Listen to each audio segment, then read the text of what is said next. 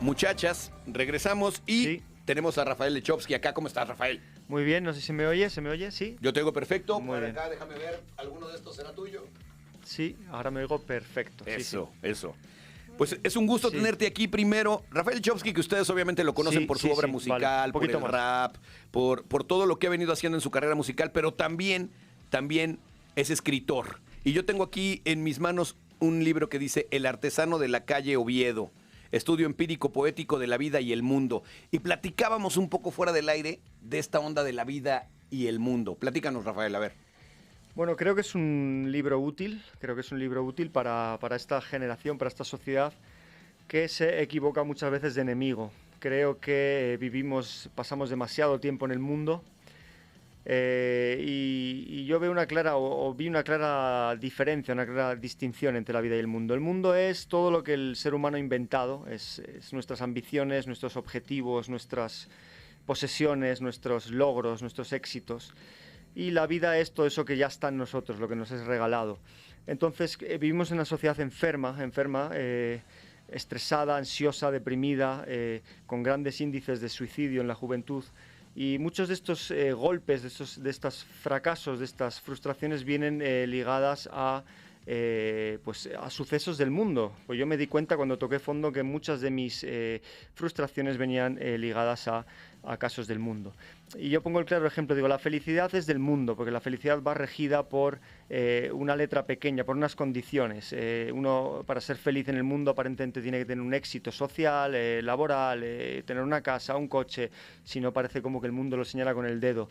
En cambio, en la vida, el éxito nos es dado, no existe la felicidad en la vida existe la alegría y nos viene dada ya por la mañana, porque yo lo veo en mi hija tiene la alegría innata cada mañana. Y lo que el ser humano ha de hacer es, más bien, en vez de ir a buscarla, espantar o apartar lo que la entierra. Y en la vida, pues el éxito nos es dado en todo momento, en todos los actos, en la contemplación, en una risa con un amigo, en cuidar de mis bonsáis, en estar con mi hija, en escribir, en pintar, en desarrollar un hobby, en ir a visitar a alguien que hace tiempo que no visito, en mirar un atardecer. El éxito está asegurado. En cambio, en el mundo hay que luchar mucho, pelear mucho. Yo lo digo en este libro, digo que cada vez hay que ser más inteligente para ser feliz. Claro. En el mundo. Claro. Entonces, es un libro que hace como pequeñas perspectivas de distintos puntos, de distintos incluso puntos laborales. En este libro digo que hay muchos trabajos que están más cerca de la vida que otros y que aparentemente no están valorados, como el trabajo de un cartero. El cartero va a su ritmo, con su carrito, está en contacto con el día, con el sol, con la lluvia, con los árboles. En cambio, el broker de bolsa pues no está en contacto con nada más que con una fluctuación que muchas veces no está en sus manos y que muchas veces pues puede ir fluctuando su alegría de la misma manera que fluctúan sus números. Trabajos como el que tuve yo cuando era joven, que era vigilante de seguridad en una iglesia y estaba sentado en una silla todo el día contemplando, viendo a la gente pasar. Y como digo, en otros sitios la gente me preguntaba cómo podía yo trabajar en un sitio así y yo les decía que yo lo que no entendía es cómo alguien me podía pagar por algo así. Entonces, ese trabajo a mí me permitía tener mi mente al menos libre. Tengo amigos que trabajan en cadena haciendo tornillos y sé que la mente ahí no descansa y empiezan las enfermedades y hay trabajos que aparentemente parece que no son muy, muy valorados, pero están más cerca de la vida y mucho más cerca de la salud mental y de la realización. Oye, Rafael, tú me llama la atención algo que dijiste ahorita. En el momento en que tocaste fondo, ¿qué pasó? ¿Qué pasó? O sea, ¿cómo llegas a tocar fondo y cómo llegas a esta reflexión? Pues a través de ciertas expectativas mundanales, por seguir insistiendo un poco en la división del concepto. Yo empecé en la música muy temprano, como hemos dicho, con 13 años. Nadie te prepara para los aparentes éxitos y para los éxitos que tienes que ir. Los éxitos van modificándose, la concepción del éxito va cambiando a cada 5, cada 10 años. Claro. Y uno se tiene que ir como amoldando en contra de su voluntad a los éxitos predeterminados del mundo. Entonces yo como que me veía que yo no quería seguir esas corrientes, quería luchar por un arte más cercano a mi propia concepción, a mi pureza, y me veía como arrastrado por la tendencia, por lo que los demás veía, como muchos amigos se veían arrastrados, también compañeros de oficio, y yo me agarraba a esa pureza que yo perseguía. Entonces ahí es duro luchar contra eso, es duro luchar contra el algoritmo, contra la imposición. Y al final, pues pensando que no tenía nada, me di cuenta de que tenía todo, que tenía una familia, tenía una biblioteca maravillosa llena de libros, 2 gatos, mis bonsáis y ya está. Entonces, en ese choque pues, se vio reflejado, claro, que el poder estaba en la vida, no en el mundo. Y la felicidad de los niños, ¿no? Lo que decías hace rato de tu hija. Los niños se levantan alegres, su mundo es jugar, su mundo es divertirse, tomar agua, tomar helado. Exacto. La pasan en el parque súper bien. Exacto. Y nosotros estamos vueltos locos con obsesiones. Y no necesitamos más nosotros en realidad. Exacto. Y realmente queremos eso, trabajamos para eso, si nos damos cuenta. Entramos en el mundo, perseguimos el dinero para conseguir eso que tiene ya nuestro gato y nuestra hija, que es tomar un poquito el sol, beber agua, poder cuidarnos y ya está, nos viene ya dado todo. Pero yo lo que digo siempre, es inevitable el paso por el mundo, yo también tengo que pagar mis impuestos y mis facturas, pero yo me voy a ganar el dinero en el mundo para comprar mi espacio y mi tiempo en la vida. No lo reinvierto de nuevo en el mundo, no gasto mi potencial en Amazon todo el rato o en sitios del mundo que me provoquen más ansiedad y estrés, sino que huyo, voy al mundo para librarme del mundo, eso es lo que le digo a él. Claro, pero qué difícil también en el mundo de la música, en el mundo del rap, también en esta onda de los algoritmos, de los plays. ¿Cómo haces para mantenerte alejado de eso? Es muy difícil. Tiene unas consecuencias, está claro que me va más justo todo, pero la satisfacción es maravillosa. Soy un privilegiado, eso tengo que reconocerlo. El hecho de que esté aquí, eso significa que algo sigue funcionando. El público de alguna manera ampara esto. Claro. Pero son otros números en comparación a los números de las tendencias, está claro. Pero también es lo que les digo a muchos compañeros de oficio, digo, vosotros si queréis id donde va todo el rebaño, que al final al cabo estáis dejando un nicho para los demás, para otra poca minoría que quiere mantenerse en la honestidad y en la pureza. Y además, qué ironía que de repente la gente que más tiene, ¿no? Que más tiene hablando de dinero, que más tiene hablando de propiedades, de empresas, tiene menos tiempo. Claro. Menos tiempo libre. Exacto. ¿No?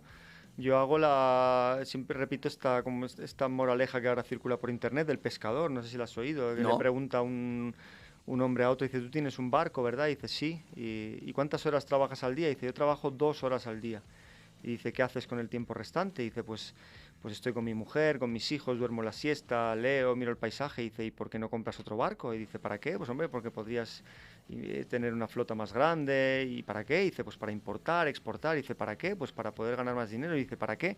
Pues para estar con tu mujer, para estar con tus hijos, para ver el atardecer. Claro. Y eso es lo que de alguna manera mucha gente hace, está siempre pensando en el futuro y el futuro puede ser que no sea como nos lo imaginamos. Entonces, al final los grandes buscadores de dinero quieren lo que tú y yo estamos haciendo ya ahora mismo, Claro. que es disfrutar de un café, dar un paseo, estar con nuestros hijos, etcétera, ¿no? Que dicen los Café Tacuba, el futuro es hoy, ¿no? Exacto. Y bueno, acá tenemos un saludo, dice señor Aldo Rocha del Cuadrante. Saludos para el invitado Rafael Lechowski. Una tremenda canción de Soy Loco por Ti, versión jazz.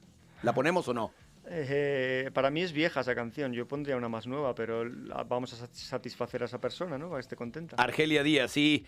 Vamos a ponerle entonces la rolita y luego pueden preguntar ustedes lo que quieran. Le voy a pedir al señor Lechowski que nos lea una parte de su libro, así que no se muevan del Cuadrante antes que el mundo se acabe.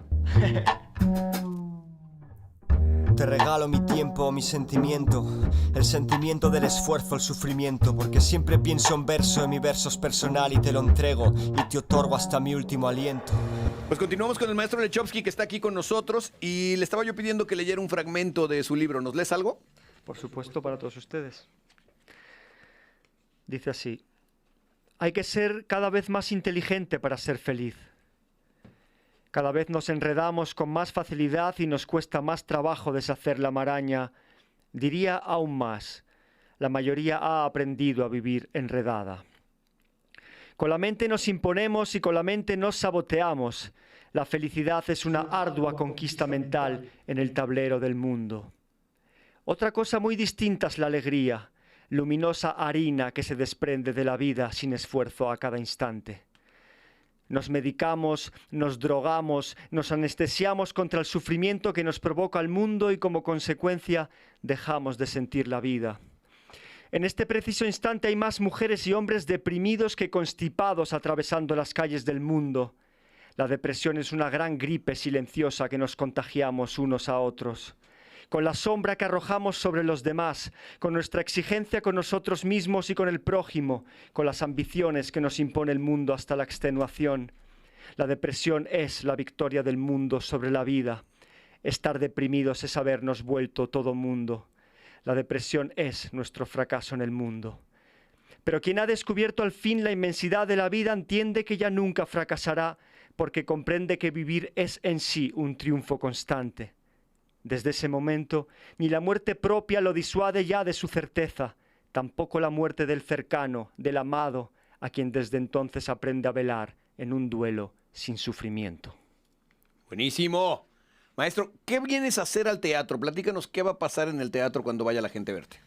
Pues vengo en este contexto, vengo a explicarle al mundo que el concierto es importante, pero que para mí lo más interesante es lo que ocurre entre canción y canción. Yo siempre he aprovechado los huecos que hay entre canción y canción, que es cuando yo puedo acercarme al público. Entonces esto es todo eso que ocurre entre canción y canción. Es un diálogo con el público, vengo a presentar este libro, leo, les cuento lo que te he contado a ti y luego a lo que más tiempo dedico es que ellos agarren el micrófono y pregunten y hablen. Entonces se genera un debate no solo entre ellos y yo, sino entre ellos mismos. Empiezan a entablar conversaciones y se genera una apertura. Ya te digo, hay gente que se emociona, llora, se abre en canal, viene gente muy joven con sus hijos, viene gente mayor con sus padres. Ha sido una aventura impresionante. El acceso es gratuito, es una oportunidad. Para mí es una oportunidad y la verdad que la gente sale transformada y yo también, porque me encuentro con casos de personas increíbles. Hace poco salía uno y decía, yo vengo aquí porque estuve a punto de matar a mi padre, dice. Mi padre maltrataba a mi madre y un día lo agarré maltratándola fuertemente y me abalancé sobre él y casi le quito la vida. Y quiero que me digas cómo me ves, me pregunta él. Uf. ¿Quién soy para ti? Y le digo, para mí eres la vida te ha dado otra oportunidad y a tu padre también. Entonces el tipo se desmoronaba y es una maravilla. Entonces claro. Muchos tipos de personas que están de acuerdo, que hacen así, como tú y yo hacemos con la cabeza para afirmar que el mundo de alguna manera nos tiene confundidos y que la vida es donde menos tiempo pasamos realmente.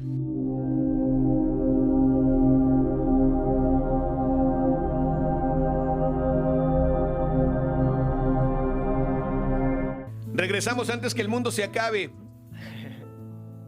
La verdad estamos bien contentos acá con el maestro Lechowski, que de verdad me da mucho gusto que estés aquí. Te lo digo de corazón. Me siento afortunado y es cada vez más difícil encontrar estas coincidencias, la verdad. Estoy muy contento, la verdad. Los espacios, ¿no? De repente en los medios se ha convertido en una lucha también para los artistas estar en los Están en la medios, misma, ¿no? Yo creo que los medios están en la misma que los artistas, en la numerología, como digo yo. En la numerología está claro. Esotérica de qué vende más y qué es más interesante y qué es más tendencioso, ¿no? El otro día me decían que, por ejemplo, cierta empresa de conciertos muy grande que está acá en México, que ya no escuchaba tanto las canciones, sino medía los audits, ¿no? ¿Qué son los audits? Mira, fíjate si estoy el audit es lo que vendes en Ticketmaster, ¿no? Entonces decían, mira, este Lechowski ya vendió 3,000 boletos, hay que invitarlo al festival porque nos va a vender 3,000 boletos. Claro. Y luego le sumes que Panteón Rococó vendió 10,000 y entonces ya tienes 13,000. Y acerca del criterio del público, el público entra en YouTube o en Spotify y elige darle al play a lo que más visitas tenga automáticamente. El criterio va en función de los números también. Claro. Antes uno buscaba o se regía por gustos o por géneros, ahora no. Si tengo que elegir entre lo que tiene 10 millones de visitas y lo que tiene 30,000, pues se supone que lo que tiene 10 millones de visitas será mejor. Entonces le dan ahí. Exacto. Ese es el criterio en el que nos estamos volviendo, ¿no? Y que también los algoritmos, por ejemplo, si yo oigo los Petit Felas de Colombia, la siguiente canción que me va a mandar el algoritmo es un reggaetón hecho en Colombia, ¿no? Que es terrible, porque entonces de repente dicen, ¿y entonces dónde queda la curaduría de las personas que están enviando la música a las plataformas, ¿no? Fíjate. Sí, es verdaderamente lamentable, pero pues aquí estamos, hay que hacer un poco de resistencia. Y maestro Lechowski, ¿cuántos años tienes en la música?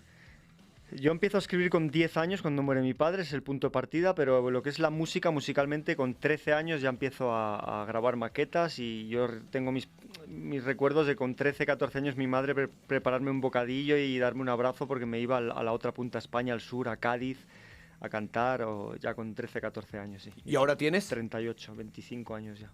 25 años en la música. Es un montón porque eres una persona joven. He pasado por distintas etapas de la música y ahora estoy en la que menos me divierte realmente, industrialmente. Industrial, sí, claro, por lo que hemos hablado. Porque antes la industria acudía a los conciertos y descubría bandas que tocaban bien. ¿sabes? Había estos famosos buscadores de talento. Y el público elevaba a los músicos que lo hacían bien. Había algún infiltrado siempre, pero los que estaban destacando era porque eran buenos. Ahora no.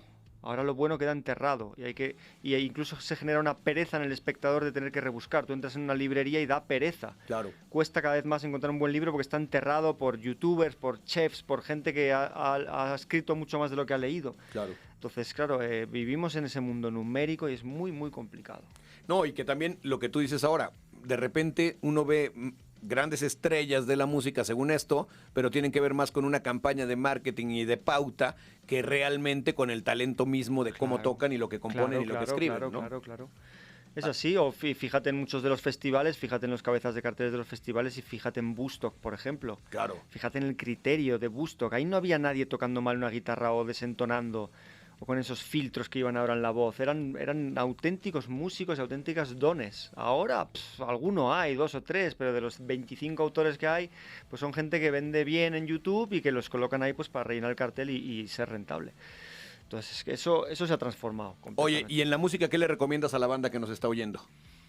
Pues a mí me gusta, a lo primero que me venga a la cabeza, me gusta Concha Buica, por ejemplo. Me parece que transmite un buen mensaje personal y luego tiene una voz única, desgarrada, poderosa.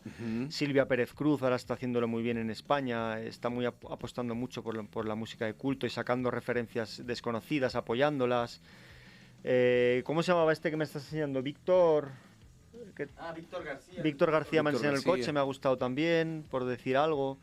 Este tipo de música, comprometida un poco con lo atemporal, con la raíz, ¿no? ¿Y para ti qué sigue haciendo? ¿Seguir escribiendo, seguir pasando el mensaje de vida, seguir componiendo? ¿Por dónde vas? Yo estoy en el autoconocimiento a través del arte, que es lo que más gasolina me da, más fuerza me da, notar que estoy creciendo como persona a través del arte, porque si sintiera que estoy retrocediendo, eso es que estoy haciendo algo mal, y sentirme útil para las personas, observar las carencias del mundo y de las necesidades del público también y darles lo que necesitan, no lo que desean ni lo que quieren, sino lo que necesitan. Estoy un poco en esa. Y ahora que decías, me llamó la atención algo que decías, gente que ha escrito más de lo que ha leído. Sí. ¿Tú qué estás leyendo actualmente? ¿Qué te apasiona leer? Pues mira, llevo una racha muy con los griegos y con los latinos, muy leyendo Marco Aurelio, por ejemplo, Epicuro, creo que son pensamientos muy vigentes, Epicteto. De hecho, ahora estas sociedades están regresando a estos pensamientos, están volviendo a ser muy útiles, pero creo que escribieron con una claridad y con una moral muy poderosa y llevo como una racha de unos 3 meses todo el rato con los griegos, con los romanos, un poco en esa tesitura. Va por rachas. Claro, que de repente agarra uno cierta corriente, ¿no? Para leer. Eso es. A mí me pasa también un poco.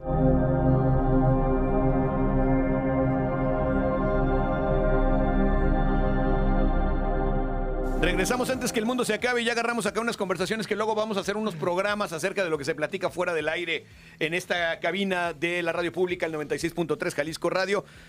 Rafael Lechowski, ¿nos das otro fragmento de tu libro? Por supuesto, para todos ustedes. Venga. Dice, vengo de ver a mi padre. Su casa está cerca del taller. Puede verse por la ventana, justo donde acaba el pinar, al otro lado de la carretera. Hacía mucho tiempo que no iba a visitarlo. Un día me enfadé con él y dejé de hablarle. Hoy, en un impulso de vida, he acudido sin avisar. He tomado prestada una flor de un jarrón cercano para ponerla en el suyo y he quitado el polvo de su muro con mis 2 manos. Me he quedado mirando la fotografía de su lápida, la única que conservo de él. Cada día nos parecemos más. He llorado como la última vez que vine, seco y breve, marchándome con esa extraña sensación que deja el paso del tiempo sobre todas las cosas. Hoy mi padre y yo tenemos la misma edad. ¿De qué hablaríamos si se pusieran en pie sus huesos derrumbados? Beberíamos en el primer bar que encontráramos y en vez de contarnos las noticias de nuestra ausencia, brindaríamos por lo que fue cuando éramos, cuando me compró mi primer balón de cuero y fuimos a patearlo juntos, o cuando lo acompañaba en su camión en esos largos viajes que tanto nos aburrían a ambos y en los que yo siempre caía dormido y culpable. Brindaríamos por ese pasado e iríamos de inmediato a buscar a mi madre para coserle la raja que dejó en ella, llamando por sorpresa a su puerta efusivamente, los dos, juntos, abrazados, padre e hijo, igual de jóvenes e igual de viejos, como dos mellizos dislocados del tiempo. Lo cierto es que me ha sorprendido ver el cementerio tan vacío. Los kioscos que siempre vendían flores en la entrada también estaban cerrados. De todas las tiendas de mármoles que llenaban la larga avenida que asciende hasta el cementerio, solo queda una, de cuya puerta pendía un cartel excusando la ausencia del dueño. Las cosas del mundo nos han enterrado la vida. Hemos dejado de visitar a nuestros muertos en los cementerios. Hemos dejado de visitar a nuestros mayores en las residencias. Hemos dejado de visitar a nuestros hermanos en sus hogares. Hemos dejado de visitarnos. Los muertos ya no tienen tiempo para los muertos. Gracias, muy amable por este espacio, de corazón lo agradezco. Igualmente, ¿con cuál nos despedimos? Tuya. Mía, dale Himno de Vivir. Himno de Vivir. Esta es la última del maestro Lechowski y luego nosotros regresamos con los ganadores para los boletos de Uncle y el final del programa. Gracias por estar, de verdad. Muchas gracias, de corazón. Gracias.